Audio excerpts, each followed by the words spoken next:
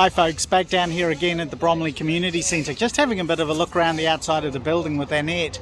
Quite a bit of deferred maintenance on this building, but as with your homes, there is also council assets in your suburb that are actually suffering from the effects of this stench settling on the outside of the buildings. It's a bit hard to see in the video, but we've had a bit of a close look this morning and there's definitely organic build-up starting to appear on the outside of this building. I'm going to take you for a little walk in a second at a few other little issues.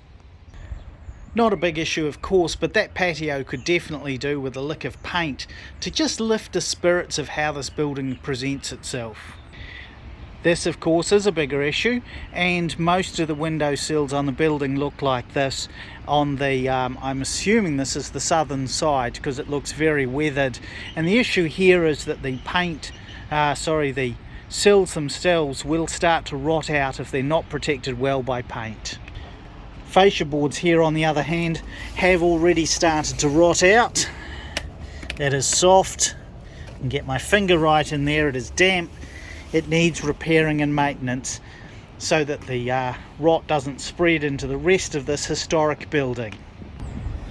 Beautiful garden up there, absolutely fabulous, but what that means is the gutters are full of dirt, and what that then means is that water will start to pour into the inside of the building when it rains, which will increase the degradation of the asset.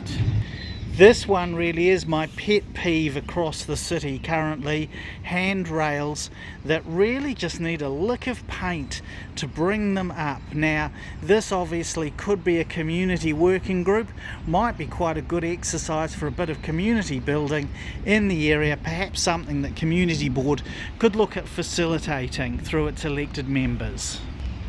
More of those window sills again of course.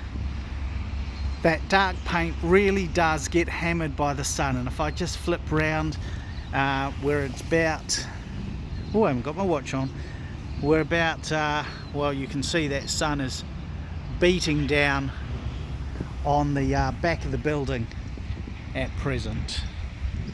Right, the last little issue out here is, believe it or not, that is a disability car park, and you wouldn't know because you can't see the signs on the ground.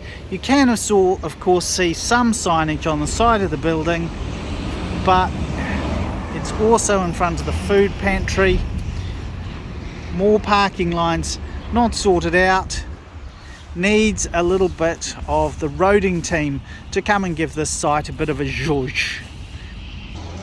Okay folks, well that's the outside of the building. I've got a whole heap of photos of the inside of the building, which has got holes knocked in the walls, windows actually that need replacing because they've been scratched up and graffitied, and a few other little issues, including some ovens in this building for community events that don't actually work.